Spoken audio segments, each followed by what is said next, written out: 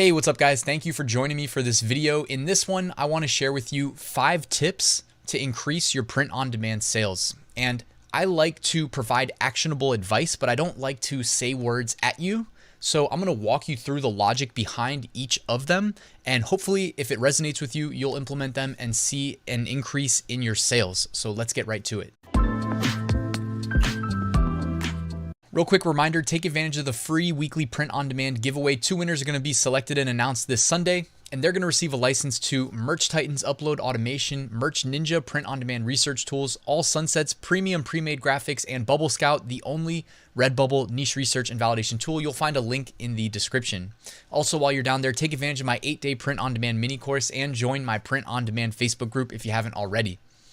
All right, so let's get to these 5 tips. And right off the bat, my first tip, I always think in terms of like a logic tree and like a hierarchy of like what's most important first.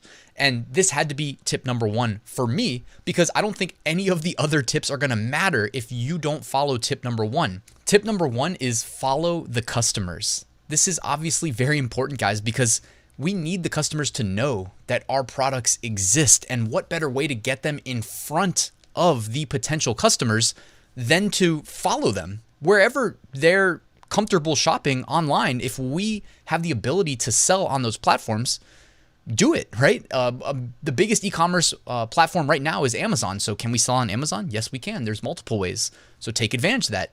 Another popular website, Etsy. Etsy's huge with print on demand now. Sell on Etsy, sell on eBay, sell on Redbubble, sell anywhere that customers are going to purchase the products that you intend to sell. Remember, guys, we can't make a sale if they don't know your product exists. And on the contrary, I'm not against starting your own website and literally like creating your own online real estate. The issue is getting it in front of people, making people aware that you exist. It's a lot harder to start your own domain and make your own store as opposed to just making a listing on Amazon.com, having a URL that Google's going to index and give favorable placement in search results, right? There's a big difference between the two. Search engine optimization is a whole thing. It's a whole multi-billion-dollar a year industry for good reason, because it's not easy to gain visibility in the search engines, especially with like newer websites. So I recommend following the customers. You're typically going to follow them to the major e-commerce websites. Speaking of that, according to SimilarWeb, which does a great job of estimating traffic to these websites, as of right now, over the last 6 months, Amazon's had an estimated 2.46 billion total visits and is trending up. Etsy, 397 million total visits in the last 6 months, trending up by 1.3%. So Etsy's had the biggest increase out of these 3. And eBay trending down 1.72% over the last 6 months, but seeing 783 million estimated visitors. So as you can see, eBay's almost doubled Etsy up. So don't sleep on eBay as a place to sell your products. Tip number 2, occupy more online real estate. Now, I'm claiming that I coined that phrase. I don't know if other people have said it. I'm sure, with as many people that are alive today, other people have probably said it, but I swear it popped into my mind and it's an original thought. And all I'm really telling you to do is sell in multiple places. You know what I mean? It's one thing to sell on Amazon and then I'm like, did you sell on Etsy? No, why would I sell on Etsy? I'm already on Amazon. Well, put yourself in the shoes of your customer. Go to Google, do a Google search, and type in what your product is and see if Amazon, the Amazon link shows up on the first page of Google. By the way, there's no guarantee that you're going to show up on the first page, but sometimes it's an Amazon link, sometimes it's an eBay link, sometimes it's an Etsy link, sometimes it's something else. It's not easy to rank that high on Google. And again, there's never any real guarantees if we're talking organic placement. But guess what? If you sell on all the big e-commerce websites, the likelihood of you filling up page 1 with links to your products goes up. Okay. And also, if you go to all the major e-commerce platforms and search for your product, well, you don't even need to waste your time searching for your product on the platforms where you're not selling, because guess what? You're not going to find it. You're not there. You don't know where your customers prefer to make purchases. Take that into account. And if you can do it efficiently, try to be on all the major platforms. You know what I mean? You don't need to be on all the small platforms, because if they're not getting a lot of direct traffic, then they're relying on Google for their traffic. And if Google's not giving them favorable placement, well, it's going to be reflected in your sales on those platforms. Okay. Tip number 3 is to double down on what's working. I think this gets overlooked very commonly. And it's something that didn't dawn on me until I was a couple months, like maybe 3 or 4 into my print-on-demand journey, which, by the way, I mean, it dawned on me pretty early, all things considered, I think. And this is really just means, you know, it's specific more or less to platforms where you have to be strategic in what you list. Like Merch by Amazon doesn't let you just spam their catalog with listings. They limit what you can sell and they increase it over time. eBay is pretty similar. eBay doesn't just let you list infinite things. They put caps on everything that you can list and they kind of gradually increase it over time. So your slots, your upload slots matter. And you can list, you know, the next random thing that pops into your mind, or double down on what's working. Now, what's cool is on Amazon, even if you're not in a niche, you can use the BSR, the bestseller rank data point, and kind of evaluate what's working based on other people's sales. You know, it's cool. They kind of let you spy on other people's sales. You don't even have to be the seller. On platforms like most other platforms, basically, non-Amazon platforms, you can't make as well of an educated guess on how well something's selling because they don't expose the bestseller rank. But typically in search results, the best sellers are at the top and then it kind of just fades away as you scroll. So double down on what's working, guys. This is best illustrated here. So here I've got an example, and let's just pretend that we are in merch tier 10. We have 10 shirts listed for sale in 10 different niches, and we just made a sale.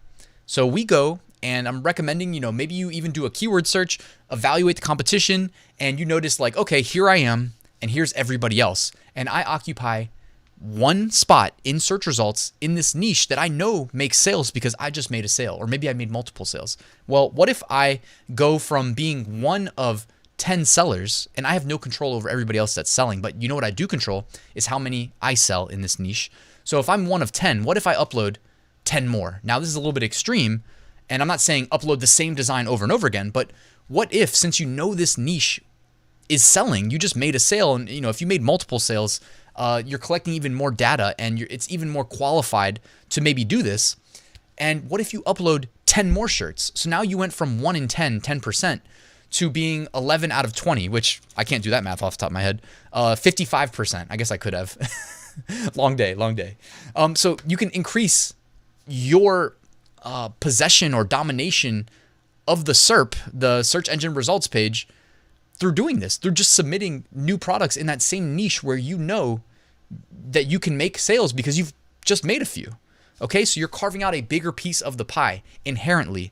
And this is something that, you know, I've been doing for a while, just doubling down on what works. Think about it. Or you can just keep uploading to random niches and not making sales, right? It's like, well, if you have to choose between the two, this one you have validation, go for it. Try to double down on it, right? It costs you nothing, especially with print on demand.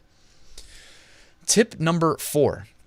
Okay, this one I'm a big fan of as well, and not that many people, I don't think, do it. So this is very easy. Study what works. Study what works. Think about it. If you're feeling a little lost, like, oh, I'm not getting sales. Why do I see everybody else getting sales? Guys, you know what I'm about to show you. You already know this. Go to the platform you're selling on and do a keyword search for whatever you're selling. Look at the search results. Pretend that you're not a seller. Pretend you are a customer. Go back to square one before you started your journey. Remember how we used to think as customers, then we switched our mindset to thinking as sellers? Now go back to thinking as a customer. It's okay to do this. Now that you're thinking as a customer, look at your competition. The stuff at the top of search results, guys, is typically there for a reason. Now, there's going to be some ads, of course, but also the organic, best performing listings also tend to rise to the top, right? These algorithms are written to put the right thing in front of the customers. And how do they know what the right thing is? These algorithms aren't human. They're just code. Well, if they can measure impressions and clicks and conversions and assign weight to them, they can typically figure out, like, based on, you know, how many listings are getting clicked on these keywords and how many are getting purchased on these keywords. They can figure out what people are most likely to buy, and that's what they're going to tend to put in front of customers doing a keyword search on those keywords. Okay, so study what works. Now, this tip is almost like a broad catch-all, right? Because you don't need to, like, rip off and copy what people are selling, but, like in this case, Etsy, you know, are these listings running a sale? What's the average price point? Are they offering free shipping? How do they frame their thumbnails? Study their keyword strategy. Nothing is off limits, guys. All right, tip number 5. This is the last tip for this video. By the way, if you've liked this information so far, please Let me know in the comments below. Give me some feedback if you have questions, etc. Also, drop a like on the video, which helps it in the algorithm. So tip number 5 is design for search results. Okay? Again, put yourself in the customer mindset, or keep yourself in the customer mindset. Scroll through listings in search results and see if you notice a trend amongst the best sellers, because I'll bet you do. Okay?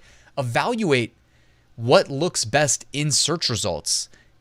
And remember, your customer, your potential customer, has so many options. So how are you going to compel them of all the options to click yours? You don't have to be the world's best designer. A lot of times it can come down to simple changes like, hey, does my design have text in it? If I have text in it, is the contrast good between the background and the foreground? Is the font big and easy to read? Typically, I mean, it doesn't have to be huge, but is it easy to read? Because nobody's reading your title and no one's stopping to squint to see what your text says. It needs to be easy. You know what I mean? And whether they know it or not, whether we know it or not, we've shopped online. Like we're subliminally making decisions at like a rapid pace, like in microseconds. I think we're just trained to do it over time the more we interact with these computers. So just play the game, understand how our brains work, do our best to understand. I mean, I don't have an exact understanding, but I know that you're going to convert at a higher rate if you design for search results, because nobody's going to click your listing just to read your design, right? If they need to click to read the design, it's just not happening. No one wastes their time doing that. They typically make a decision of what they're going to buy from search results, because what happens when you click in search results?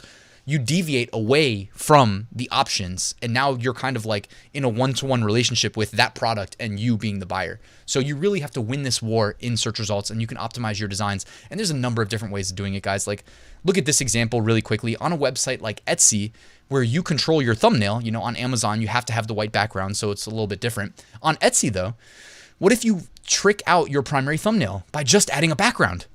Just one little change. Look at the difference there. And you don't have to do like one background. You know, you can figure out what works best with the product you're trying to highlight and sell.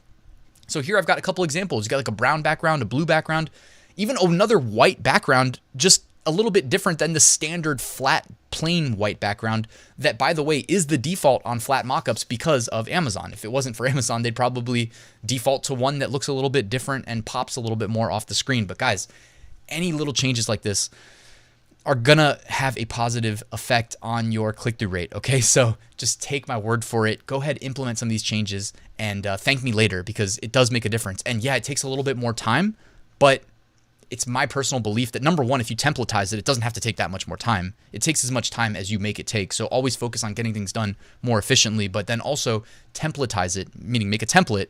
And you literally, I just used to copy paste flat mockup, magic wand, background off. I would apply a drop shadow, but you can copy paste layer styles in Photoshop. So right click, add layer style, and then save as. You know, it took maybe 30 seconds per listing, and the increase in click-through rates, which leads to more sales, made a huge difference. I think it was easily justifiable to do something like that.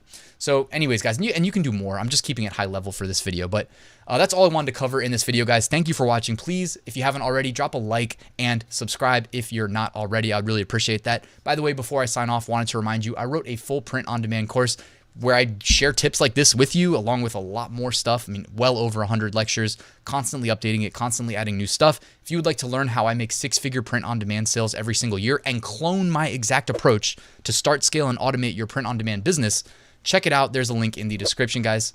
Thank you for watching. Please have a great rest of your day, and I'll see you tomorrow.